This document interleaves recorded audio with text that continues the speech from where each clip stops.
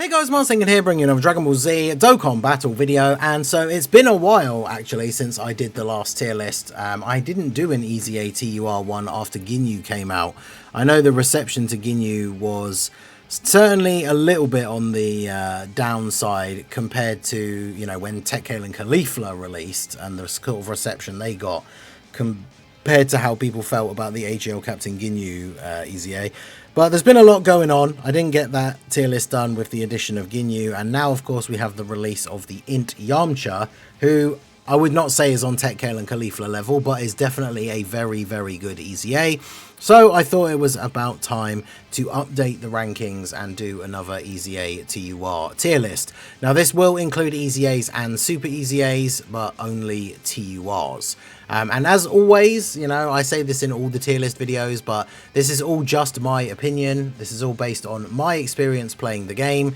If I have bad experience with a unit that kind of requires a bit of RNG and you have good experience every time you use them, you're probably going to put them in your personal list higher than I am, because I am basing this, as I say, on my experience with the game. So, for example, if there's a character who very heavily relies on dodge, and to me it seems like every time I use them they get me killed, they're obviously not going to be high up in my list. Whereas if every time you use them it seems like they dodge everything all the time, you would probably put them higher in the list, right? So it's just my opinion at the end of the day. I always look forward to hearing your guys' feedback, especially like most of you are good and give like positive feedback, and I don't mean positive in the sense that you just agree with me, but if you disagree with me, like, you give me good reasons why you disagree and actually give me something to think about, which has led me to changing my opinion on some of these placements before.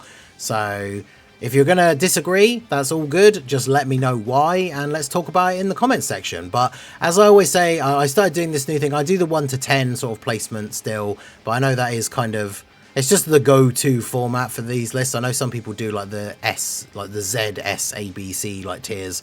I like to do the 1 to 10 still for like the old school format, but I do colour the tiers so that essentially any units on the same colour tier, you could switch them around and I probably wouldn't care, right? So if like 6 and 7, for example, are the same colour, you could switch 6 to 7 and 7 to 6 if you think that makes more sense, and I wouldn't argue that at all because I think they're so close. I put them in the same color tier, right? So pretty straightforward. Let's go ahead and jump in and talk about these. Now, I guess technically at number 10, I have put STR Gogeta, but on the actual image for the tier list, which I'll show at the end, I also put both of the GT Super Saiyans. I feel like these guys are going to get some massive buffs. Like if Giant 8 Power picks up soon, as we are expecting with like the Daima releases that we could potentially see, and like in Super Saiyan 4 Gogeta EZA, then I would probably put Vegeta at 10. I think Vegeta is definitely better than Goku. But at the moment, in terms of characters that you can just throw on a team randomly, I do like STR Super Gogeta with his EZA, just throwing him on as like a support. I do like him a little bit more than the others. I think he's less restricted in terms of just throwing them on a team. And I've said this ever since he got his Super EZA. I've been putting him in my tier list and I think he's super underrated by people. And I always get at least one comment of somebody agreeing that, like, you know, they still love using Super Gogeta. People that think his Super EZA is really bad, I feel like either don't use him enough or they just put too much stock in this, like, he only has a chance to guard if you're fighting a super class enemy, which is RNG, but like I said, this is all my experience, so I've had good experience with him still guarding against super class enemies, and then obviously against extreme enemies he has guaranteed crit, and guaranteed guard and extra defense. So I've not really had much problems with this guy. I feel like he's a really good, you just throw him on the team, he can be a floating support, he builds up, he can tank hits after supering when he's built up very, very well. So I just think he's very good, and he's only at number 10 on the list, right? So we're not exactly glazing him like crazy, but he is here at number 10. Now at number 9, this is where I put AGL Captain Ginu. Now, I feel like straight away people are going to disagree with this, and the one thing I will say is that the actual Ginyu Goku part of the Captain Ginyu card is really good, and I've said this before, I feel like I'm consistent when I do these lists when it comes to transforming characters. Like, I've never put Tech UI at number 1, because if Tech UI was the transformed version on Term 1, then he would probably have an argument to be number 1, or at least when he came out. but you have to get through the base UI first, who isn't all that crazy. And that's the thing with this Ginu, is he can be good, he's just very restricted. There's only really like the one major team at the moment that you would run him on, which is the mission execution one with Tau. And then he's not going to have a full Ginyu Force ally setup. So he can be very good on that team, especially with Raccoon and Guldo. They should probably have an honourable mention of like being at this same spot with him, because they kind of ideally need to work together, and neither one, especially Raccoon and Guldo, are as good on their own. But yeah, this guy is just super unimpressive. Like, you can't just throw him on a team and let him do his thing. You do kind of have to build the team around him if you want a good performance out of him, which I think is a bit disappointing, especially considering how good he was on release, right? And the Part 2 LR wasn't another Ginyu Force character, so he didn't get that extra buff. So with the way that you would build the ideal version of Tao's team, I don't know if you necessarily would run Ginyu, because ideally you want to run at least Raccoon Guldo with him, whereas now on Tao's team you've got the new Tien. Both of them can be slot 1 units. You've got characters like Glorio and Path to Power Kid Goku that make really good supports for that team. So it kind of almost feels like Ginyu isn't really even necessary for the best version of Tao's team. And so then where else do you use him? And that's the thing. I'm not saying he's bad at all, but one of the reasons why I've put him so low is because I just don't feel like there are that many places at the moment where you would actually use him. And again, whilst this might be, you know, a different kind of bias, because as I said, it's based on my own experiences, I've tested him out on Tao's team with like the private server and stuff. I don't even have Tao myself, so I'm not even using this guy at all at the moment. And I've done videos on the team builds with him on Tao's team, and he is good there. But like I said, with the new TN, and I think the optimal way to build the Tao team doesn't even necessarily include Ginyu. So that is the reason why he is so low on the list, which is a shame for sure. I did put him in the blue tier, so if you think he should be higher than the next one, because I put Gogeta in the blue one as well, but I guess this guy's probably better than Gogeta. Is he going to be better than the GT Super Saiyans though when they get their like updated Giant 8 power team? Maybe not. I guess that remains to be seen. But I did keep in the blue tier number 8 the Path to Power Kid Goku. Honestly, I feel like there are potentially arguments that he could be higher. I feel like his EZA really did make him one of those units where, kind of the opposite of what I was saying to Ginyu, where it feels like you can pretty much just throw him on any team that he's on, and then in slot 3 he just needs those 5 orbs, and then he's providing support and damage reduction to everybody. His own stats, like after supering, especially if you picked up a decent amount of rainbow orbs, are really, really good, and he can tank very, very well. So I just think this guy's really, really good. Like I say, he is the opposite to Ginyu, where you can just throw him on like any team, and that he's on the category for. And the orb changing is really good. I'm not factoring in any way the Million Arena or anything like that when it comes to these tier lists, because that is a very limited one-off event. But obviously the orb changing is very helpful as well for all teams, because it's rainbow orb changing, right? So forget Million Arena, just in general, right? Rainbow orb changing helps out everyone, especially if they don't necessarily have the best key links, by linking those clusters of orbs together. So Path to Power Kid Goku, definitely very, very good. So he is at number 8. At number 7, I have AGL Cell. Now, you could, I think, in some situations argue that Path to Power Kid Goku is better than Cell because of the number of different teams you can throw him on. And when it comes to AGL Cell, I feel like on certain teams where you are running Cell units, you kind of have that combo where you have STR Cell and then Tech Super EZA Cell, and if you are going to end up just running them as a combo on the various different teams that they're on, and you want to run them as a rotation, then this guy's just there as like an extra. So he's good to run with Tech Cell, but like neither of them are super great in slot 1. He does have the Rage Mode, which is really good as well. I think he's just overall a really solid EZA. I think the biggest drawback to him, which isn't even necessarily like a huge negative, but the biggest drawback to him is that I just don't really have that much to say about him. I don't think he's like super special in any way. He's just very solid. You have to get through the first 2 turns to get to the final form and everything, but I just think he's very good. He's good on the teams that he's on. He's a Big Bad Boss's character, but you could probably argue Path to Power Kid Goku is slightly better in some situations, so maybe I should have made this guy blue as well, because I've put this guy in the next tier above at number 7, and I put him in the same color tier with our boy AGL Pykon. I think AGL Pykon is another one of those characters that if he's on a category, you can throw him on as like a really good super class support. He has guard for 7 turns. The extra support he gives is helpful for some characters for sure. Giving that like really big amount of support is really good. And then obviously with the orbs that he's getting, extra super attack, he has the dodge chance. He can be very good. Like in some difficult events, he can still tank normals relatively well after supering. So he's one of those characters that's just a very decent slot 3 floating support unit that you can put onto teams, and he's very good. Again, I think there may even be some situations where you could argue Path to Power Kid Goku over this guy. So maybe I should just change Pykon and Cell.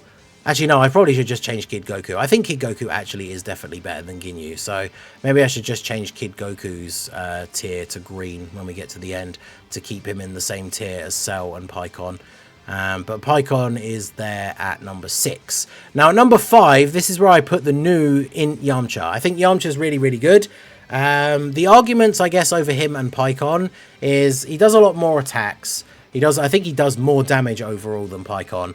And obviously with the Rainbow Orb changing, I've very consistently in the runs that I've used him since he got his EZA, been able to get the 4 Rainbow Orbs, or at least 3, which gives him an 80 or 90% dodge chance in slot 1, with an extra 10% if you've used the active skill on that turn. So there is that situation where he can even have a 100% chance to dodge. And so he is very, very good. I think his EZA is very good. He is going to be dodge or die against the hardest hitting bosses in the game. But I think with the way his kit works, and at least with the experience I've had of him so far, he does dodge very consistently, right? Like 90% chance to dodge in slot 1. Then as long as he gets a few supers off, he's going to have anywhere between 70 and even 100% dodge after he gets all of his attacks. And he can be hitting up to, as long as he's still got his intro buff for the 5 turns, he can be hitting up to like 30 odd million and doing multiple supers within the turn, greatly raising attack and defense on each. So I do think he is very, very good. Obviously, whenever a new EZA comes out and gets added to the list, you can always argue that there is potentially like a little bit of recency bias, I suppose. But I do really think that his EZA is very, very good. I think he's only limited by being a Yamcha, right, with the teams that he's on. He's on Earthbred Fighters, which is getting a very solid lineup because it includes all the Gokus, Gohans, and Trunkses. But things like Saiyan Saga, Earthlings, like that kind of stuff's not that crazy. But I think the teams that he is on, he's just a very good unit that you could throw on, put him in slot 1. He doesn't have any restrictions for allies outside of 1 Earthbred Fighters ally on the team. And that gives him the 1 turn extra dodge, as well as the stat buff for 5 turns, which I think is quite important. But yeah, like turn 1 with this guy, you need 3 Rainbow Orbs, and he just has a 100% chance to dodge, which is going to make him very effective in short content as well. So I do really, really like INT Yamcha's EZA, and I have him at number 5. At number 4, I have Janemba. So it's difficult. I put Yamcha in between Janemba and Pykon. I do think Janemba is a little bit better than Pykon with the damage reduction, not having to rely so much on dodge. I was tempted to put Yamcha a little bit higher because I know a lot of people don't like the fact that they've made it so that this guy loses damage reduction to kind of try and encourage you to actually transform into the Super Janemba. And then, of course, he becomes a slightly different sort of unit.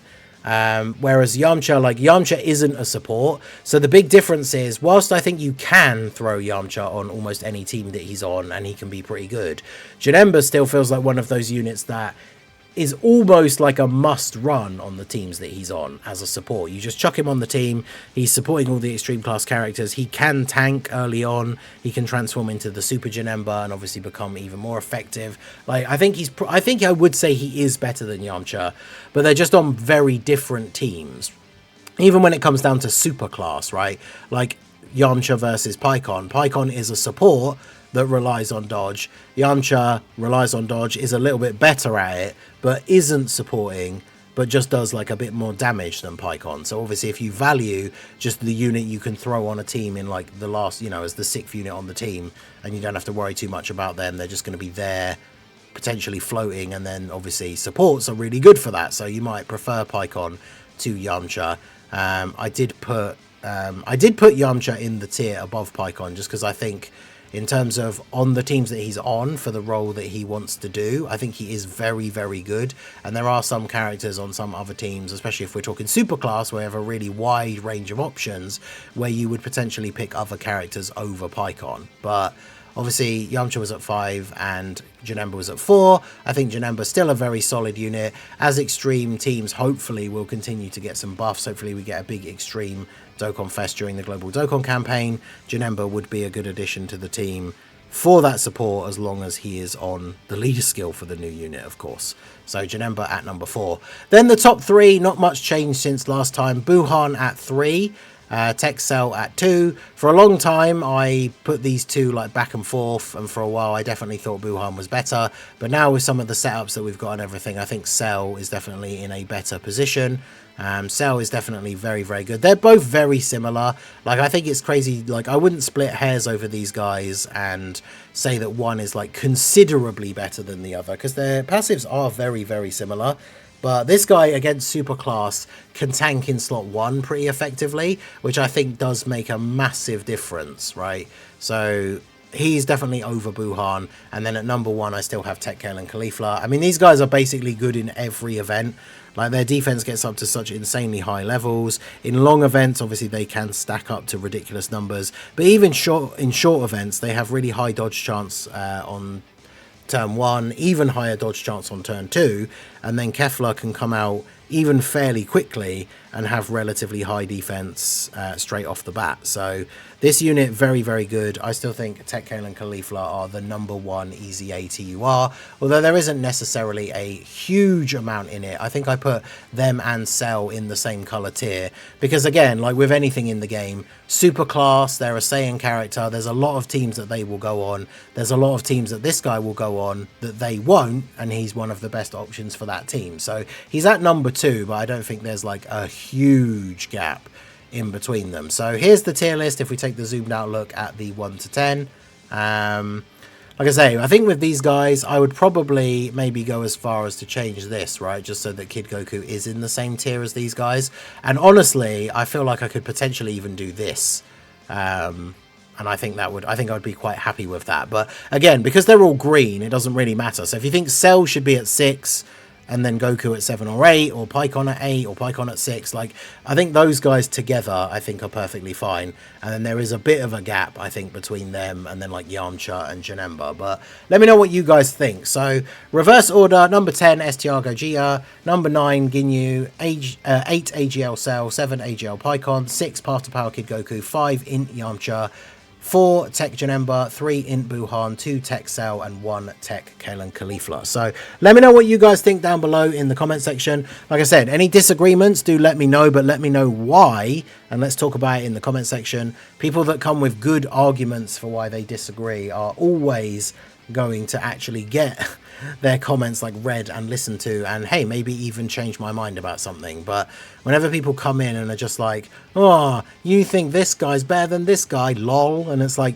yeah, yes, I do. That was what I said in the video, and I explained why. So your comment is not really adding anything, so talk to the wall, I guess. But let me know what you guys think. I always appreciate constructive criticism. Even if you hate the list completely, just let me know what you would change and why, and let's talk about it in the comment section. So that is going to be it for the video, guys. This has been the Master Ningen. Smash that like button, subscribe to the channel if you are new. Check out the links down below, and I will see you all again soon.